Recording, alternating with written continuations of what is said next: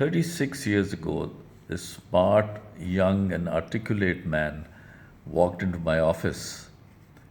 I'd just returned from Sydney in Australia after doing a stint with my company, Unilever, and obviously had developed some insights about how to live there and what it took to become successful. Sakib was new to me. I'd never met him before. And he wanted to move to Australia at that stage to Sydney. And I was able to then discuss some of these insights with him. And during the conversation, I could clearly see that he was just the sort of man who would be successful there because he seemed to carry this ready confidence with him and also an optimism which is so necessary for anybody who wants to go and settle down in an alien environment and become successful. Lo and behold, off he went, armed with some of the things that we had discussed, and he came back after a year or so and described to me this resounding story of how he had gone to Islamabad and visited the Australian embassy and was able to convince them that he was the right guy to be going to Australia. And they were eventually convinced enough to be able to grant him a visa, and off he went to Australia. And the rest, as they say, is history. As for myself, along with my corporate career, my natural disposition had opened up the doors of mentorship for me. And I had become a mentor as well, and eventually was able to serve as a global mentor at Harvard Business School, which happened to be my alma mater, and I did that for a couple of years. And I must say that out of the hundreds of men and women that I have had the privilege to guide in their careers and their life, Sakib would certainly rate as one of the best that I've come across. He ranks right there at the top. I'm sure all of you will agree that success is not easy to come by. It is elusive, and it's very important to be able to have a clarity of what you want to really do in life, or in other words, what your vision is. And not just that, with that vision, you must have an ability to be able to strategize and to implement that and to convert that into action. I must say that Sakib's life really it very clearly tells you that he has these characteristics and he had these abilities with him.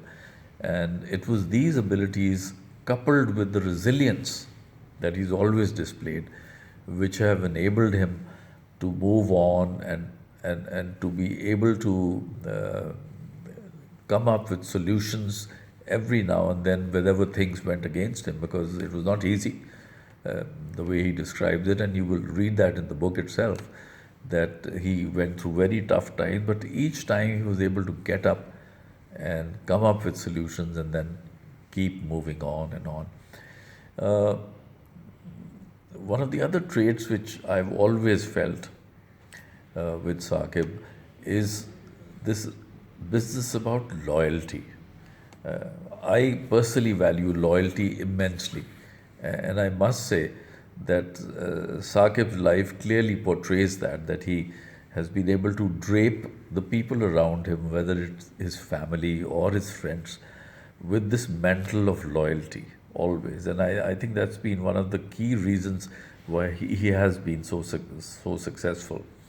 And this loyalty is not just to family and friends, but also to the country, his adopted country, and to the causes that he has undertaken over his life, in which he has been able to help a lot of people who would not have done so well in their lives otherwise, whether it was to train them or to give them support or to give them the guidance so that they could have a smoother life and a better life for themselves. So this issue of loyalty has been a very important and integral part of Sakib, the man. What else? I think the other unusual thing that I've found is that he has a combination of pride and humility. A pride in what he does, but the manner in which he does is always humble, so that he's able to keep his feet on the ground and be able to have that empathy with the people around him and to take them along with him. So as a result of that, I think he was able to build these great teams. And I think part of that team is his own family. His lovely wife Nilo and the three daughters, all of them. I think they're all part of his team, and I think they've been all very happy to go along with some of the goals that he has developed and has tried to pursue. So they are very much part of his team, other than the team that he built within his organization and his company. I'm certain that you will see glimpses of some of the things that I have spoken about, and the things that I have experienced with Sakib as a friend for all these years. And I think you will see that the way he has described some of the incidents and the stories that he has to tell, and he spent all those time, all those in the book, and I'm sure that all of you will enjoy that. So all the very best, my friend Sakib, to you and to your family, and I'm certain that this is just the first book, because I'm sure that there are still a lot of other things that you have to share and to tell us in the future. So good luck and enjoy yourself.